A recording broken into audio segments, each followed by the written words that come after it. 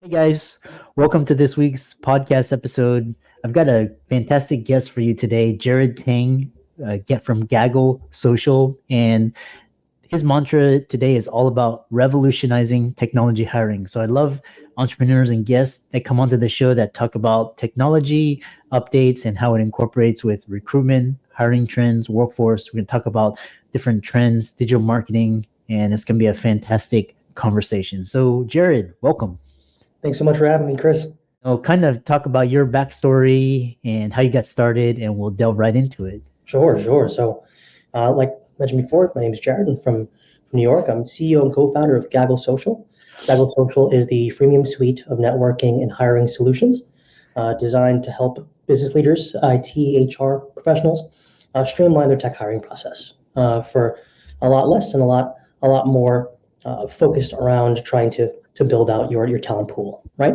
So I got into that actually working in technology recruitment a couple of years back, and I found a love for helping people identify the right fit, streamline some of their processing in general. But then I realized that there was a very heavy expense that came with working with recruiters. So I set myself on a mission to help businesses save money and automate some of this processing, so that way it's not such a big heavy lift, and you don't need specialists to work in your organization in order for you to hire the right tech talent. Yeah, I love that. And, we'll dive right into it because I love talking to people on the cutting edge. So, kind of talk about, I'm always interested in hearing trends. So, what is hiring trend and what are workforce trends? I'm really excited to hear about this aspect. Sure. So we're talking about ones that are, we're currently seeing right now, or what are the difference between the two spaces? Well, what trends are you seeing in hiring? What trends are you seeing in the workforce? Right. Of course. So, that there's a ton of trends that are happening right now. And right now, I guess we're meeting in the end of October, right? So what we're seeing right now is a move from the big October frenzy that you see, right? And there's going to be, intermittent hiring in between this until the beginning of Q1. But realistic, what that really looks like is that technology jobs are going to start to slow down just a little bit, right? And that's because people are going to start going on vacation. There's going to be already hitting budgets and whatnot, right? But on a global scale, one of the bigger problems that people are facing is a consistent, I guess, schedule of layoffs that are happening across very large corporations to very small organizations. And that's really taking apart, that's really because of people taking apart some of the focus on trying to improve operations, overstaffing, sometimes even understaffing, and not being able to hit some of those margins, and then having to reduce your staff even more, right? So, that is a very large frenzy of time that we're seeing. And then on top of that, we're also seeing a little bit of an interesting shift where the candidates are really the king now of the market, right? They're deciding what they want to do, where they want to go, and they're okay with being without work for a little bit. And obviously, there's that frustration, that fear that, oh, I don't have a job, what's going to happen? But people are taking that leap of faith. People are going ahead and they're saying, this is not right for me. I don't like working at this organization. I don't like the way they treat me, or I don't like what I'm getting paid. So I'm going to play hardball and I'm going to stick to my guns. If I tell them I'm going to leave, I'm going to leave. And they do. And then they're up looking for jobs. And you know what?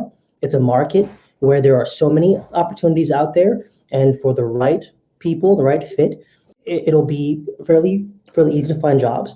And then on the other side, for people who are having a little bit of a tougher time, that's what platforms like myself are for. Those really high level professionals that need to find opportunities, and those very high level and highly popular jobs like Salesforce admins or developers that are sometimes getting 400 to 500 applications a process, right? So we're seeing a very interesting conundrum and shift in the paradigm.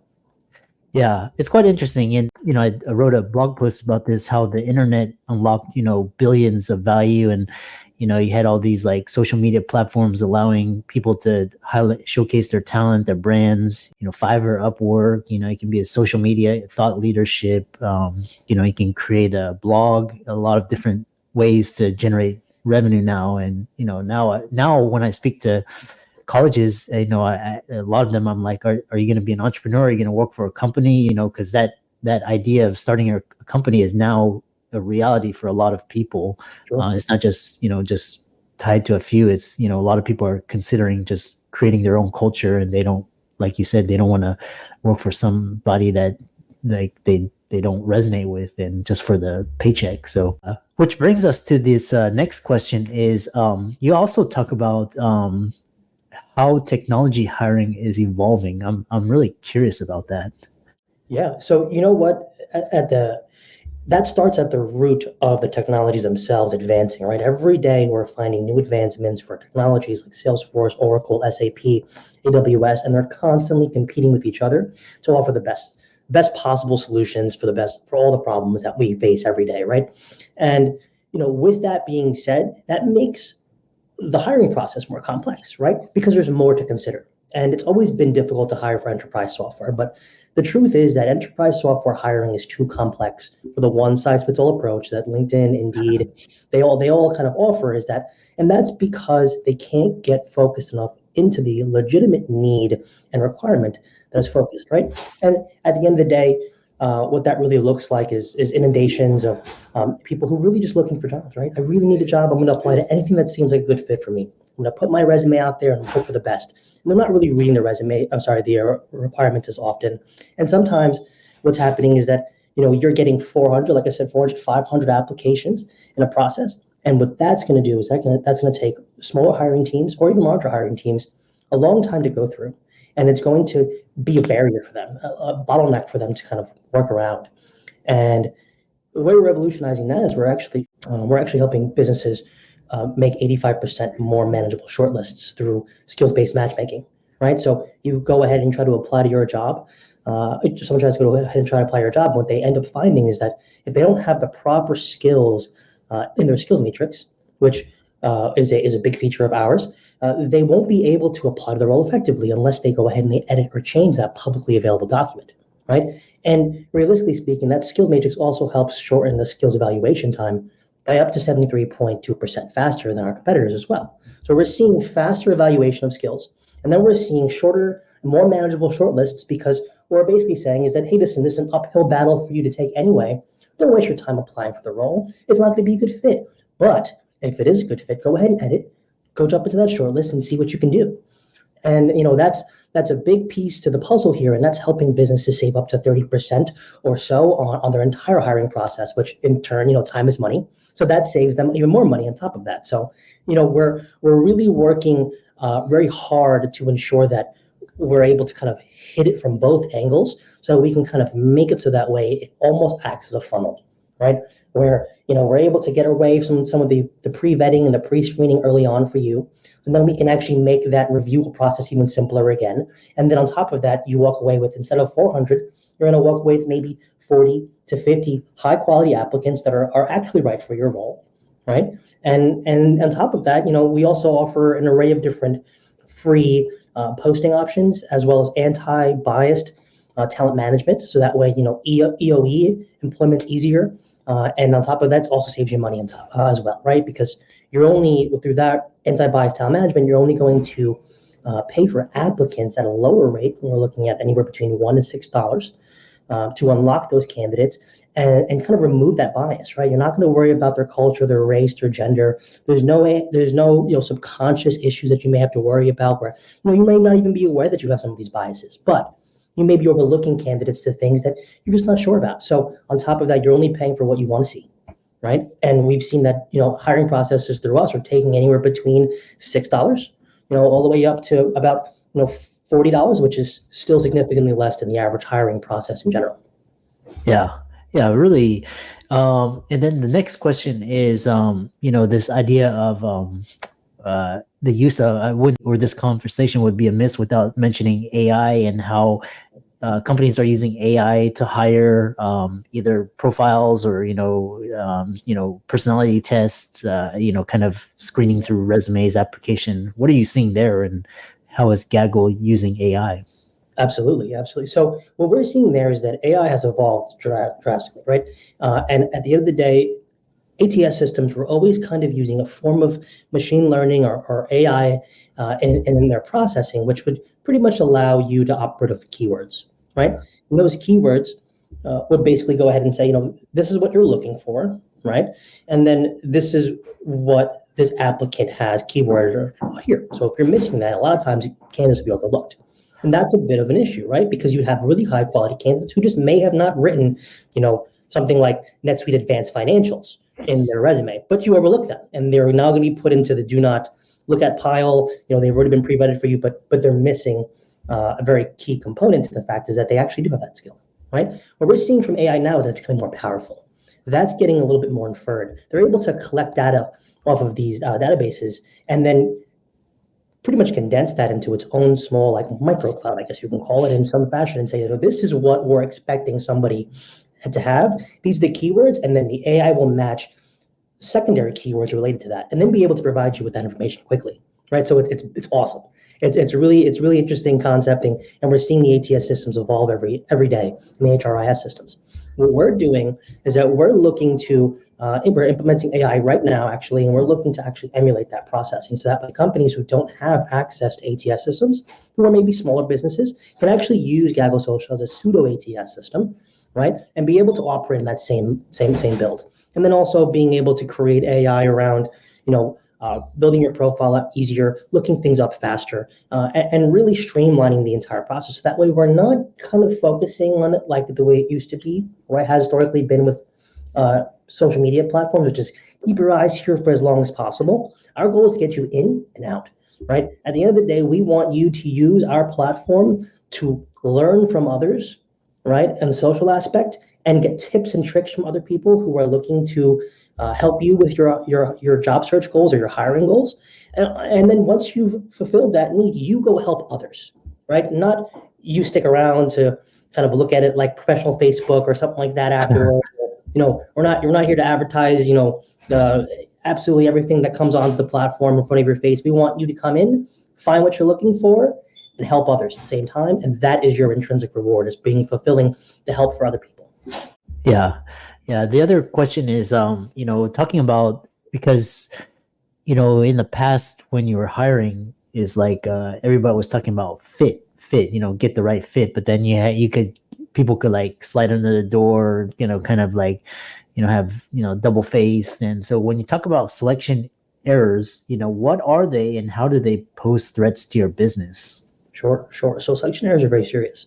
Selection errors are, in definition, they are pretty much somebody who looked like you just had a good fit, but ended up not being quite exactly that. And that poses a huge threat to a business, in that you're going to spend resources and time and as well as money hiring this person, going through the entire hiring process, reviewing every applicant, having interviews, they squeak through and they make it in, and then you find out from the very beginning that they actually never had any of the skills that they had kind of portrayed that they did, right?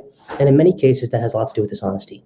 But what's going to happen is you're not going to catch on to that probably for about a month, sometimes 2 months afterwards. And what that really, really looks like, and the hardest part about that is that not only did you spend all that time and money and effort, but now you spent time, money, effort training them. And then you got them acclimated to other people. So the people got used to them. So now you've created a bit of a culture change as well, because you introduce something new. People start to change. People start to adapt to the environment.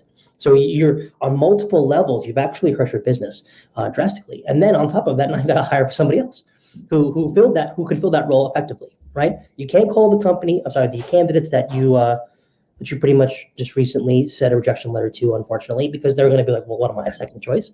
So we're not going to be a good fit, because candidates right now are king, like I said, right? But what you end up risking at the end of the day is a hit to your culture, hit to your pocket, hit to your time, and hit your deadlines. Yeah, I was reading somewhere like every wrong hire is like $1 million mistake, just kind of in terms of time, productivity, morale as well. The wrong hire can really mess things up. And what's really interesting is this idea. Okay, basically, even after COVID restrictions have been lifted, how is COVID still affecting the workplace? Sure. So, with COVID restrictions being lifted and no longer needing masks, what I've really seen the biggest hit on is people having to return now to the office, right? And with that return back to the office, people got used to being from home and having that luxury of saying, during lunchtime, I'm going to go pick up my groceries, or during I don't have to worry about cramming all of my chores or tasks into a Sunday. I can do it throughout the week. So when you get them back into the office now, realistically, what you're going to face is a lot of rebellion there. And also, some businesses are also using that return to the office as a way to actually weed out some of their employees without having to do a massive layoff. right? It's, come back into the office. And if you don't, then, you've basically put in your 2 weeks for us, and we'll get you acclimated and we'll hire somebody else after that. Or, we found that, a large part of our staff doesn't need to come back in general. So what we'll do is we'll instill this new clause to have to come into the office. A lot of people had moved, right? So now you got to move back to the area. And now you got to come back. So I spoke to somebody not too long ago who went ahead and they, not too long ago, I think it was actually last Thursday. They went ahead and they moved out to Seattle. Their company they were working at was in Pennsylvania. They had, been able to work, and they was like, hey, listen, I'll work on this mixed time schedule. And then they're told to come back to the office. Well, look, I sold my house, right? I bought a new house here. I have a new mortgage on this. I can't just pick up and leave again. And they're like, sorry, looks like you can't work here anymore.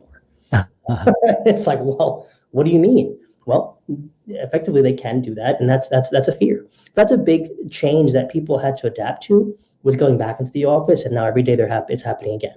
Another big change too is the social aspect, right? Being in the office environment again is different because you spent a long time, right? And people still acclimate to that now. We spent a long time being by yourself and having to, only speak to people when you needed to, for meetings, for conferences, and everything was virtual. And now you got to wear pants, and you got to go into the office, and you got to meet new people or communicate with people all over again like you thought you wouldn't have to. And it's also hitting technology folks very hard, because even before COVID, they had remote flexibility. Yeah. Now it's less and less and less. So there's just an array of I guess you can say, on-site requirements that really has changed a lot of things. And it also affects the amount of money that you thought that you can accept in general for a role, right? Yeah. Because now you got to go pay for travel, pay for lunch, so on and so forth. And you didn't expect to have to ever budget for that ever again. So you're spending differently. So now you have to re-spend how you used to. You have to go re-figure out all your budgeting, all of your life choices and decisions. And it becomes a really big pain. So people end up actually, one of the big reasons why people actually go ahead and they leave their roles and go find new ones, and they take the chance and risk. Yeah. Yeah. And then really interesting.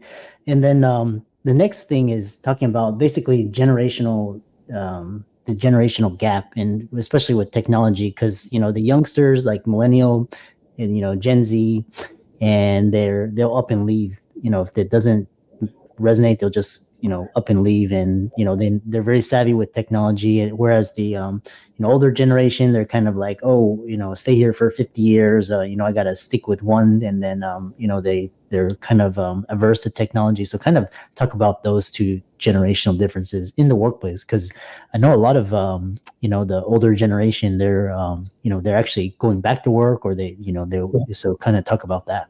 Yeah, sure. So the generational difference is definitely night and day, right? And at the end of the day, it has nothing to do with someone's ability to catch on.